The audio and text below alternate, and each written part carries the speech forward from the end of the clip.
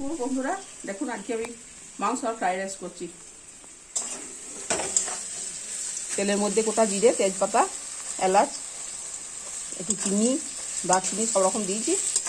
এবার পেঁয়াজটা রসুনটা দিলাম, ভাজা ভাজা হয়ে গেছে। আর মাংসটা ম্যারিনেট করা আছে, এবার মাংসটা দিয়ে দেবো। আর আলুগুলো ভেজে নিয়েছি তেলে। ফ্রাইড রাইস হবে, চালটা সিদ্ধ হয়ে গিয়েছে। ফ্রাইড রাইসের সব গাজর, ক্যাপসিকাম, কাজু বাদাম, কিশমিশ সব ভেজে নিয়েছি, চিনি। এবার দেখুন মাংসটা দিয়ে দিয়েছি তেলের মধ্যে।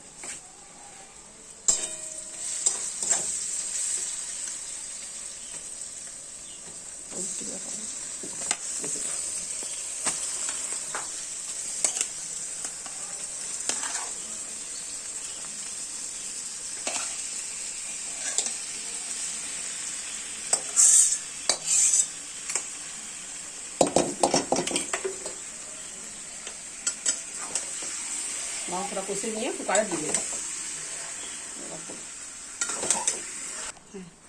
এবার মাংসগুলো কষানো হয়ে গিয়েছে।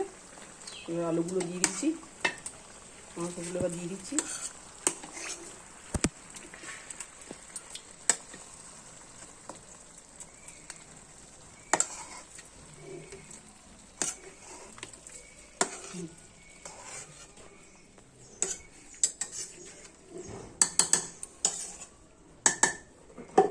করলাম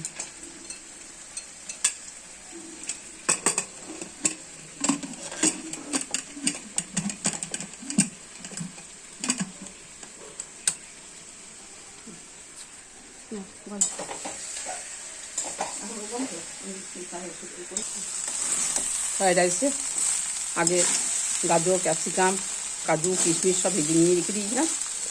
এবার একটু তেজপাতা, ঘি কড়াইয়ে দিয়ে এলাচ, লবঙ্গ থেতো করে দিয়ে মিশিয়ে নিচ্ছি। চিনি দিয়ে দিলাম, একটু অল্প একটু নুন দিয়েছি।